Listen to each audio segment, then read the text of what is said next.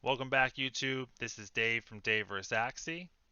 So this is going to be our second part of our breeding video, and we're going to cover a few key topics as we talk about Axie Infinity. To begin, we're going to talk about kind of cards and class and what's the best thing to be looking for when picking the right Axies to breed. And then we're going to finish it up by talking about cost and having an analysis on that. So let's jump right in. So to begin, we're going to start just at the marketplace. You probably want to begin by just making sure you're looking at adults only, as those are the only ones you can see the full genes of. And in the first video, we went through downloading Freaks extension, so please make sure you have that on, as that will be important as we evaluate the different axes. Today, we're going to look at beasts. And so initially, when you first go to a page, you'll see obviously them at lowest price and for sale. We're going to start trying to filter out to get to axes that we think are going to be worthwhile. To begin, probably one of the most common things to do, there's two different methods. One is to go just pure. So we now know that the cheapest purebred beast at the moment is 0.165. And we can check the statistics here. It's 96%. That's relatively pure, which is great. The second option there too is also to trim the breed count.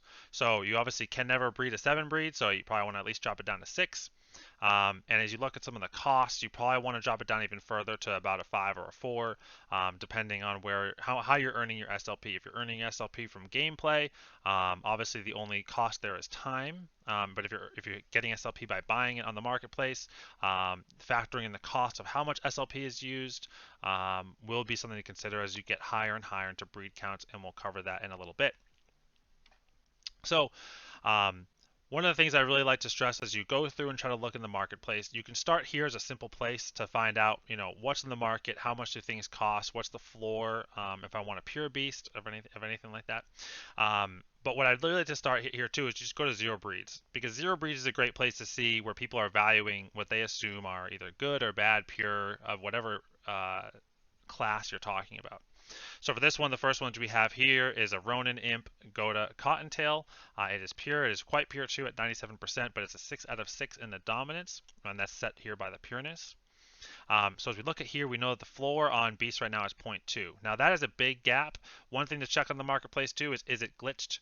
So we can try to check right here. You can see you cannot click that. That means this has already been tried to purchase or it's stuck in the system. So now we know the floor jumps from 0.2 to 0.266.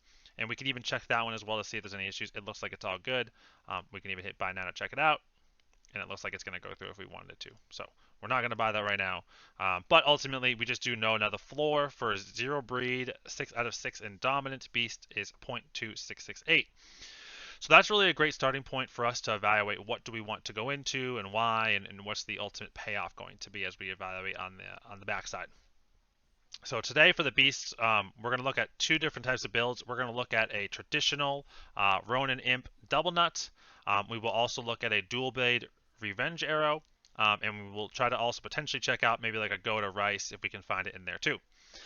So one place you can start here is just by scrolling through. If you know what the moves are just by looking at it, or but just by you can scroll over with your mouse to see on the genes what the actual pieces are. We can see here it looks like our first Rimp double nut is right here at 83%. Is selling for, it's asking 0.2961. So we can start there. We don't necessarily have to start there. We can actually go over here and just search for parts. So if you haven't used this before, it will take some time to learn the parts, because you're searching for the body part, not the card name. So if you're used to watching YouTube or Twitch, or you're used to playing yourself, you might know the card name but not know the actual body part name. So we're going to start here just by doing double nut, and then we're going to do Ronin and Imp. So now again, we confirm that it is 0.296, but we can also change our parts over here too, right? Because maybe we were okay to breed at a higher breed count up to 3, and maybe we don't need pure. And the reason you might not want pure is if you're going to be looking for, say, a faster beast, or maybe you want one that's a little tankier with reptile. So you can evaluate that here, right? So like this one has Risky Bird. That is considered by a lot of people to be a good advantage for the beast to be faster than just a standard pure 41 speed beast, because this speed is 43. These ones have Peacemaker, so similar mindset and thought process when evaluating those. The difference here is that, again, they're only increasing speed with maintaining high morale. Another one over here is Telescope, and that one is going to give you an extra 1 point into your health column. So there's a lot to evaluate as you cut down to 5 or 4, and something that you definitely want to make sure you're considering as you are breeding, picking out, designing kind of your Axie group that you're going to go ahead and breed with. Again, purity will matter if you're going for just a pure Axie, which we are seeing some right now sell for over 1 Ethereum. If it's just a zero breed, fully pure, 100%, where all across this is going to be like the orange yellow that is beast. However, it's not always going to yield to the best Axie. So something always to consider is really understanding what those body parts are, which we covered a little bit in the last video. So we're going to duplicate this twice because I want to be able to compare the other versions that we're going to talk about today. We are going to stick with pure for now, just to kind of keep a consistent level ground, because there's not always going to be bird or aqua parts or reptile parts in the Axies that we're going to be looking at. So we're going to do 0 to 3 breeds, and then we're going to switch in this one. We're going to keep it at pure, and instead of having the nut, we're going to have Gouda and rice. This is another semi-popular build, especially in the middle ground of MMR, around like 1500 MMR. This is quite a popular beast because it allows you to destroy the opponent's energy as well as steal the opponent's energy with rice and destroy with Gouda. And so we can see here the floor for the Rimps at 3 breeds or lower is 0.1969, but the floor for the Gouda Rice is 0.275. Now the difference here too, there's 400 beasts. There is only 15 of rice Goudas. So it's always something to consider too is, when you're evaluating and looking at the Axies, is it just a supply issue or is it actually what the Axie is worth?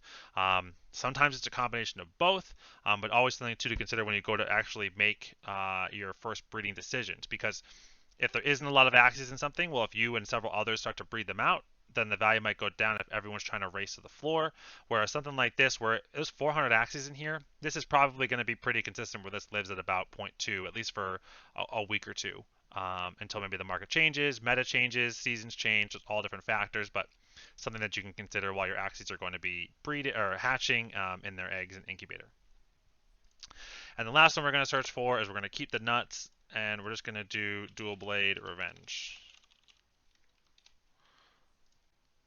And we'll go back to pure, and actually we'll add in.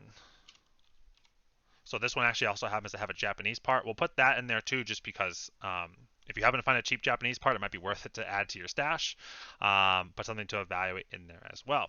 So what we're seeing here, we have 0.1969 on the Rimp double nut. We have 0.1858 in the Dual Blade Revenge double nut, and then we have Gouda Rice here with the Rimp at 0.275.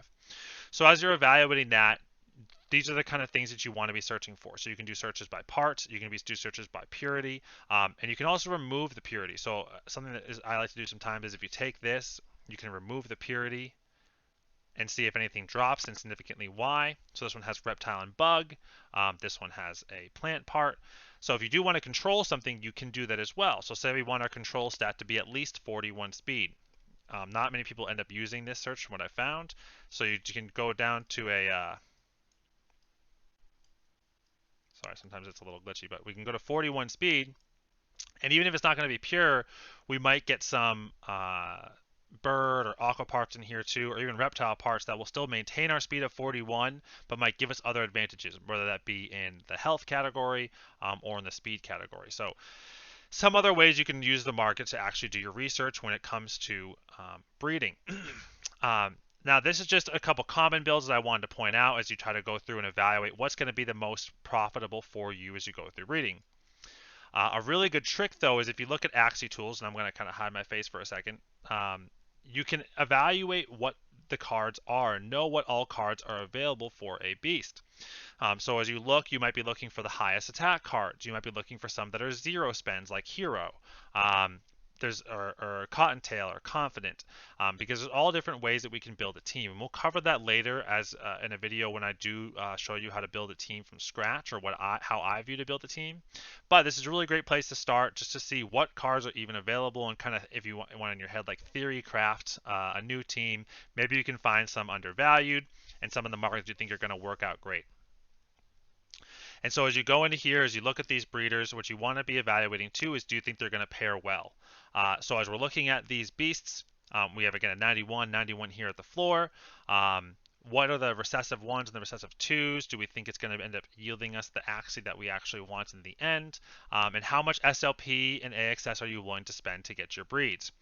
So that takes us into profitability, and that's a huge factor when we're looking into this, because as we can then go down, is if we say we get the right Axie, if we get a beast with all those parts, the floor is 2.8. If it's pure, the floor is 3.1. So if we know the floor is 3.1, we can then evaluate, well, what if we get 3 of those and we bred 4 times? So you can, this is just something that I made, but this shows you on each breed how much they cost in SLP per Axie at that breed level. My math over here is assuming that they are the exact same breed count going into it. So this would be the first breed, would cost you 3 in SLP if they're both 0 breeds. With 4 AXS, the cost in USD is right now would be 85.56, and the cost in Ethereum would be 0.037. Well, that sounds like it's incredibly cheap. Right? Because if we just said over here that you can sell a pure one of these for 0.31, and you can check all the others here as well. We got 0.29, and we got 0.33. So if we know we're selling it for over 0.3 Ethereum, that's a huge profit of about 0.27 ETH on just that first egg. Now there obviously is the input cost of how much the Axies cost you. That we'll cover that again in a later video. But just on the actual egg and the profit of what you could sell it at, there's obviously a huge gap there. And you can see all the way through, you'd be profitable through number 6. If you got all of the exact Axies you wanted with all those moves and the 6 out of 6 in the dominant genes, your highest cost there would be 0.30, and you could also then average them out. So the average on these, if you can see at the bottom, I don't know if my face is covering it, is 0.312. So through 6 breeds, your average input cost is 0.132. That now, if you even get 4 or 5 of those, or you can even check the floor of what the floor of all the market is right now, the floor currently is about 0.12. So you know that if you bred 6 times, so if you bred from 0 all the way through the 6th, so it will leave 1 extra breed on that Axie, you could actually sell all of those at the floor and lose about 0.01 ETH if they all were terrible, if they all just got really bad genes and didn't pan out well. But your goal obviously is that some would pan out well and you would keep some for future breeds. And so that's something that you really want to make sure that you're focusing on as you're evaluating, again, what are the right Axies that you want to be using. If you do not have your own, I also recommend, I'll link these below too, is I'll show you AXS in there. You should always be checking the price on that to know your input costs, and then same for SLP. And now even if you're grinding your own SLP, it still is a cost risk, right? Because you're taking the SLP that you earned, you could sell it for that USD or whatever currency you want it in, but you're using it for something else. So you should still account for that dollar value, even if you're grinding out your own SLP whenever you do a breeding project or a breeding program. So that is kind of the input costs and something that you always want to be considering as you're evaluating out your breeds, and where is the best place for you to stop breeding to make your decision then going forward. So I will say, for me currently, in my opinion, I think the most profitable breeding right now is doing 4 breeds at a time. And it's doing all 4 of them at the same time. So that would be an average cost of 0.075 Ethereum. Right now, the floor Axies are at 0.12. That means even if they all are the, kind of, we call them mutts, or just random Axies with bad body parts, you should still be able to sell them for about 0.04 to 0.05 Ethereum profit. If you do a 2-0 breeds, breed them out 4 times at current SLP and AXS prices. So it still is risk. You still need to be careful because the floor prices can change at any time. There's always new eggs hatching. There's always new people coming to the market that are breeding. But that's probably the safest place to play, that really no matter what happens, you'll still have at least a valuable enough Axie that you're not going to lose money on the transaction at this time. So in the next video, what I want to be able to cover, we're going to teach you my best breeding trick to start a breeding farm. and I'm going to run you through my method, which is the ABCD breeding method. We'll draw that all up kind of live on the video, and hopefully it's really going to be the start of what you're able to do to create either your own breeding farm, to create a farm for your scholars, or some combination of both. And I really hope it helps you going forward. So thank you very much, everyone. Again, I'm Dave from Dave vs. Axie. Make sure you subscribe below, and we'll catch you next time. Peace.